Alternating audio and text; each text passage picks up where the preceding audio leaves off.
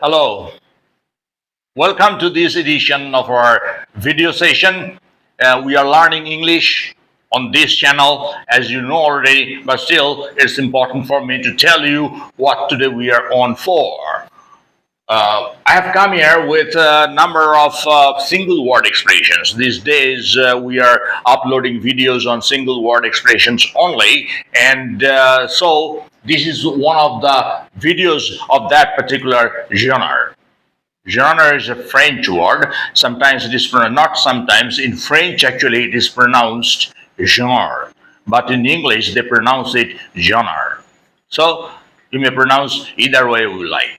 All right. So, what is the importance of learning single word expressions? You have to improve your vocabulary somehow. If your vocabulary is not very strong, it is well nigh impossible for you to speak English eloquently and impressively enough. Especially, you need to speak English when you are going to attend an interview. Now, at the interview hall, when you are asked questions, if you speak out the same words a number of times, the interviewer will not be impressed, and the interviewer will feel that you lack lexical resources. By lexical resources, I mean your word power, the vocabulary, whether you know a wide range of words or not. And these single word expressions will help you to express yourself very concisely, very precisely. It is not necessary for you to use a lot of words, because if you use a lot of words, your speech will not be very eloquent. Your speech will be rather confusing to your audience. Therefore, I shall advise you to use single word expressions which are meaningfully packed. And if you can use these words properly, I think your English will always get the thumbs up from your listeners, from your audience. Therefore, we are present today with seven single word expressions. Here the meanings are written, okay? Single words are not yet written. I shall write the single words in course of this video. And as you already know, that my handwriting is not something to be proud of. I shall advise you to sit with a notebook, with an exercise book, and a pen, because I shall spell out each and every word when I write them. And it is necessary for you to note down in your diary or in your exercise book, so that you don't have to depend on my handwriting. I'll write the words here. Okay, so let us get going with the this particular lesson. Number one. This, as I tell you every day, today also no exception, I will advise you to watch the video full screen. If you watch this video full screen, it will be quite easy for you to understand, to make out what is written here. As space of this board is not too much, therefore all the meanings are written here in small type. And to make out the small type, it is important for you to watch the video full screen. Without further delay, let's get directly into our lesson today. Number one, to leave food in a liquid so that it absorbs the liquid and becomes soft, or to become soft in this way. Sometimes what the cooks do, not only the cooks, your mother may do, your wife may do this if they cook the meals for the family.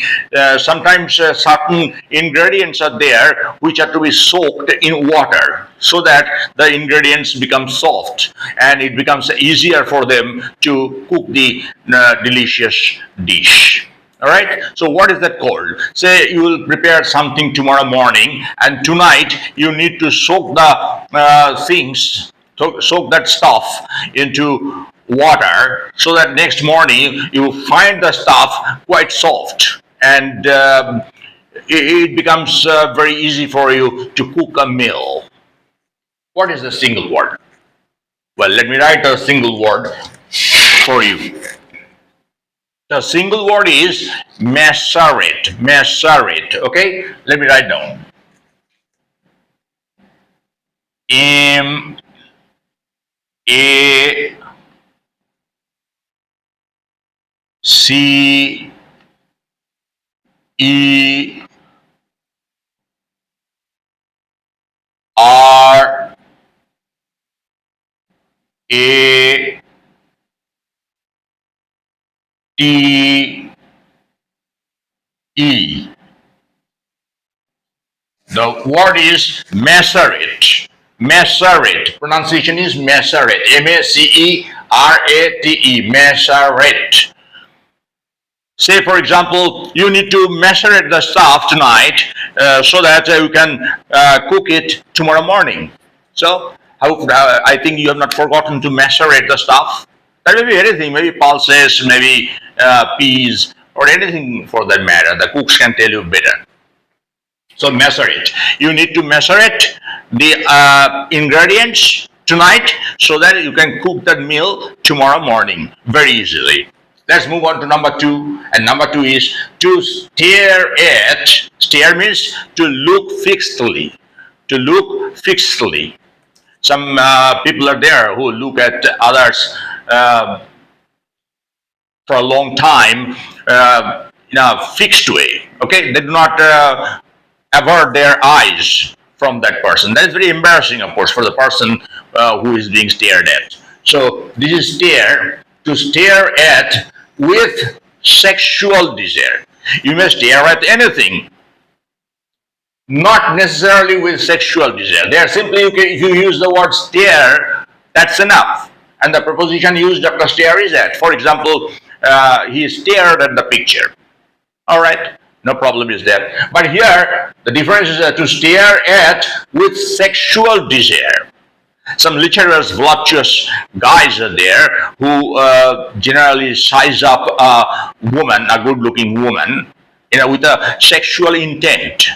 And that is very embarrassing for that woman. Sometimes the woman move away from there. They don't like that. So to stare at with sexual desire, sexual intent. The single word is ogle. O-G-L-E.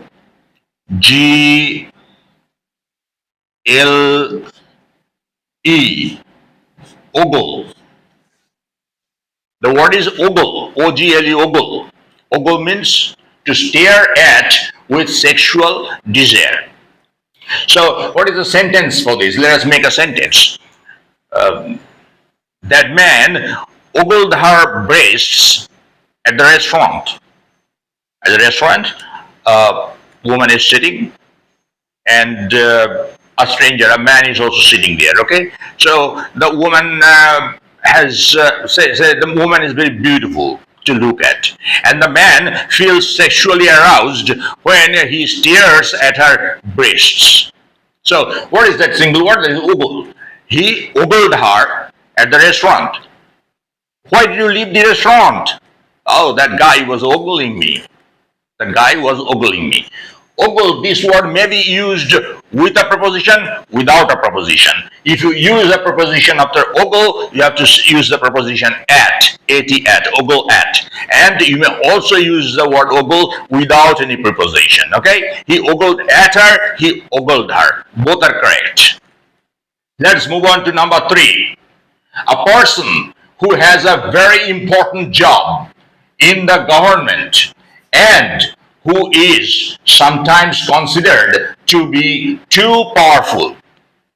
A bureaucrat, okay? Very powerful bureaucrat, very important bureaucrat, or maybe in a private company as well, in the private sector also, there are some people who are very important. But as it is written here, in the government, we shall not use this word in case of a person from the private sector, okay? The man needs to hold a government job.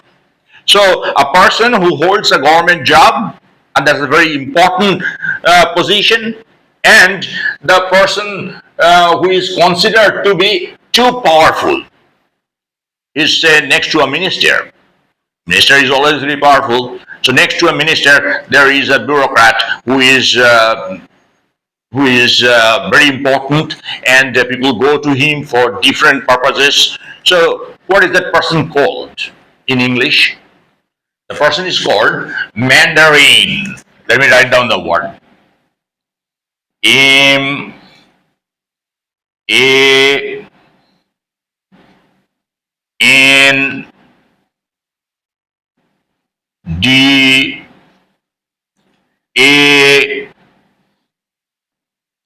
R I N. Mandarin. Mandarin. The word is Mandarin. Okay.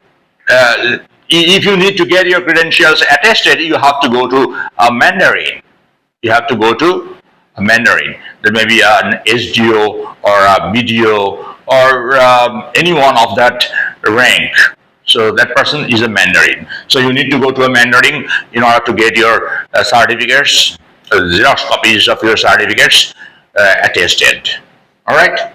So this way you may use the word Mandarin. Next, number 4. Sorry for the technical glitch. The rest of the words will be given to you in our next video session. Inconvenience is sincerely regretted. Thank you for bearing with us.